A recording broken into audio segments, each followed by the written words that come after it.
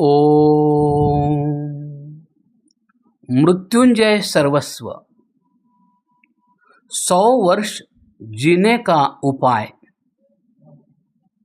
अमृत प्राप्ति के लिए कम से कम 100 वर्ष जीना चाहिए और जो 100 वर्ष तक जीना चाहे उसे मृत्यु को जीतना होगा और जो मृत्यु को जीतना चाहे उसे ब्रह्मचारी रहना होगा और जिसे ब्रह्मचारी रहना हो उसे ब्रह्म को चरना प्रति आहार प्रत्याहार करना होगा।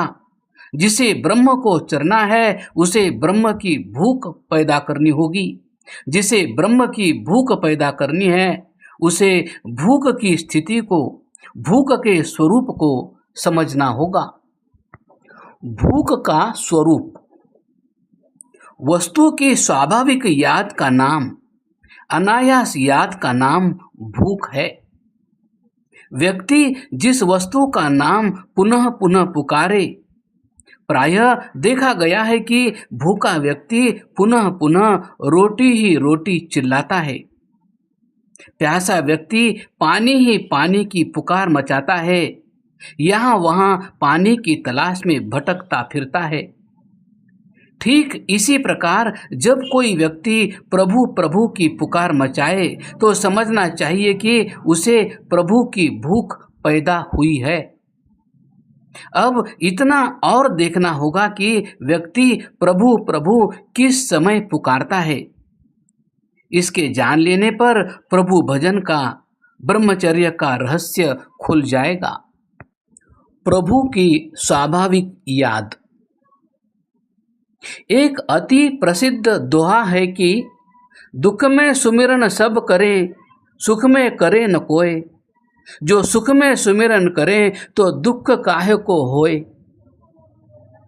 हर कोई व्यक्ति दुख में प्रभु स्मरण करता है।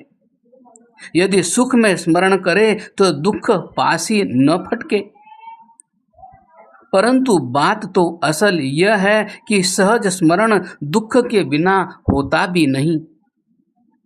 गीता में श्री कृष्ण भी यही कहते हैं कि हे अर्जुन, वेद में प्रभु कहते हैं कि मुझे 4 प्रकार के व्यक्ति ही याद करते हैं। चतुर्विधा भजन्ते माम जनाः सुकृति नो अर्जुन, आर्तो जिज्ञासुरर्थार्थी जानी च भरतर्षभ। इन चारों में आर्त का सर्वोपरि स्थान है। आर्त का अर्थ दुखी पीड़ित व्यक्ति है। प्रभु भजन का नाम आरती भी इसलिए पड़ गया है कि वह आर्त व्यक्ति की पुकार है।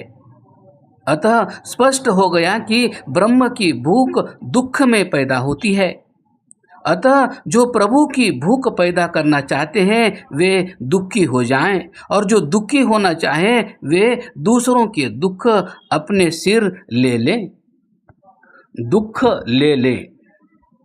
संभवतः पाठक सोचेंगे कि यह क्या, दुख लिया जाए, यह तो बड़ी आश्चर्यजनक बात है।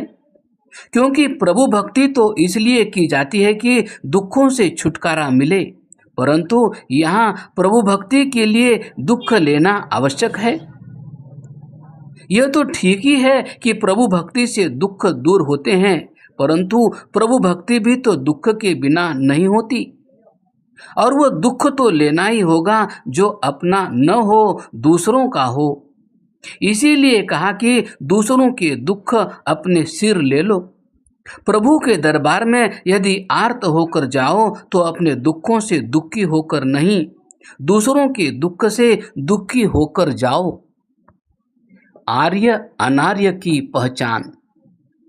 जो व्यक्ति अपने दुखों से पीड़ित है वह अनार्य है और जो व्यक्ति दूसरों के दुख में दुखी है वह सच्चा आर्य है। जो व्यक्ति सदैव अपने दुख का रोना रोता रहता है वह अनार्य है और जिस व्यक्ति के पास अपने कोई भी दुख नहीं होते वे आर्य हैं। इसलिए प्रभु भजन की सच्ची भूख पैदा करने के लिए जहाँ दुखी होना आवश्यक है वहाँ दुखी होने के लिए भी पर दुख को अपनाना आवश्यक है। महाभारत का युद्ध समाप्त हो चुका था। धर्मराज युधिष्ठिर सम्राट पद पर आसीन हो चुके थे।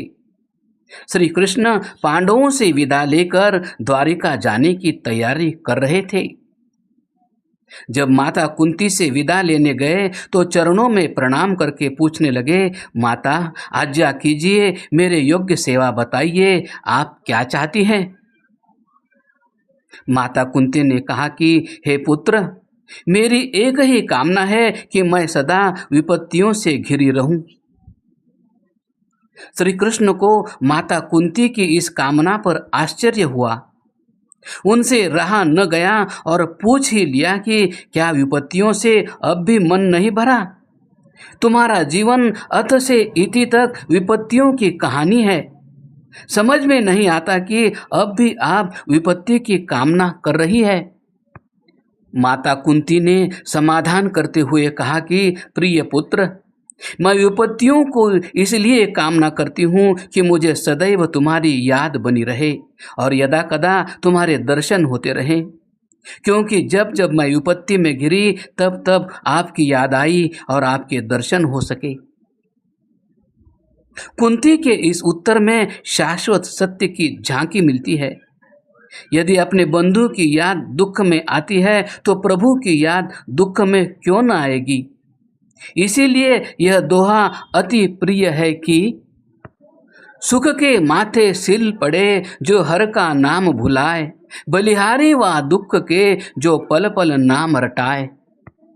इसलिए हमने लिखा कि व्यक्ति को दुख लेना अत्यंत आवश्यक है। दुख कहाँ है? पाठक सोचता होगा कि मान लिया दुख लेना चाहिए, परंतु क्या दुख कोई ऐसी वस्तु है जो हाट बाजार में बिकती हो और जिसे पैसों से खरीदा जा सके? मैं अपने पाठक को परामर्श दूंगा कि उसे हाट बाजार जाने की आवश्यकता नहीं। वो थोड़ा प्रयत्न करे तो उसे अपने ही आगे पीछे दाएं बाएं दुख ही दुख नजर आएगा। गुरु नानक देव जी के शब्दों में तो दुखिया सब संसार। पाठक, आ पड़ोस में चल, देख तेरे पड़ोस में कुछ ऐसे व्यक्ति हैं जिनके तन पर वस्त्र के नाम पर 4 अंगुल चौड़ी पट्टी मात्र है। पेट और पीठ एक हो चुके हैं, मुंह में डालने को दाना भी नहीं। ये जिस दुख से पीड़ित है उसे अभाव कहते हैं। देख तेरी दाईं ओर जिसके यहाँ खाने पीने का अन्न, ओढ़ने को वस्त्र थे, कुछ ही दिन पहले एक रात डाकू आए और सब छीन कर ले गए। अब वह दाने दाने को मोहताज नजर आता है। क्या कुछ समझा भी कि यह किस दुख से पीड़ित है? उस दुख का नाम अन्याय है। और यह देख, तेरे सामने पलंग पर सुंदर गदेला बिछाए, मसनद लगाए लालाजी लेटे हुए हैं, परंतु उन्हें पल भर का भी चैन नहीं। कभी दाएं करवट लेते हैं तो कभी बाएं। उनका हाथ पेट पर रखा हुआ है और पुकार रहे हैं, हाय मरा, हाय दर्द। कुछ समझे ये किस दुख से दुखी है? न इनके पास किसी बात का अभाव है, न अन्याय से पीड़ित है। इनके दुख का कारण है अज्ञान। अज्ञानवश ये स्वाद में न जाने क्या कुछ खा गए और दुख ही दुख पुकार रहे हैं। आयुर्वेद के आचार्य महर्षि चरक ने स्पष्ट लिखा है, प्रजा अपराधतम शिष्टा ब्रुवती व्याधि कारणम। सब बीमारियों की जड़ अज्ञान ही है। इसलिए विश्व के ये 3 महादुख अभाव, अन्याय और अज्ञान है।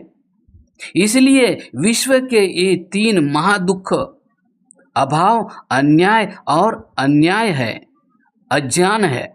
बस इनमें से किसी एक दूसरे को दूर करने का निश्चय करना आर्य का कर्तव्य है, और यह तभी संभव है जब प्रभु भक्त इन त्रिविध दुखों में से किसी एक दुख को दूर करना वर्ण कर लें। इसके होते ही ब्रह्म का सहज स्मरण होने लगेगा। व्यक्ति सहज ब्रह्मचारी बन जाएगा और ब्रह्मचारी मृत्यु पर सहज विजय प्राप्त कर लेगा।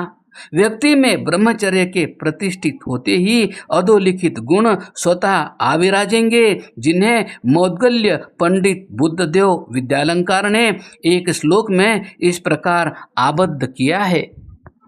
ब्रह्मचर्य प्रतिष्ठायाम निवसन्ति सदा कुले, निश्चिंतता निर्भयता नैरोग्यम रूप माधुरी।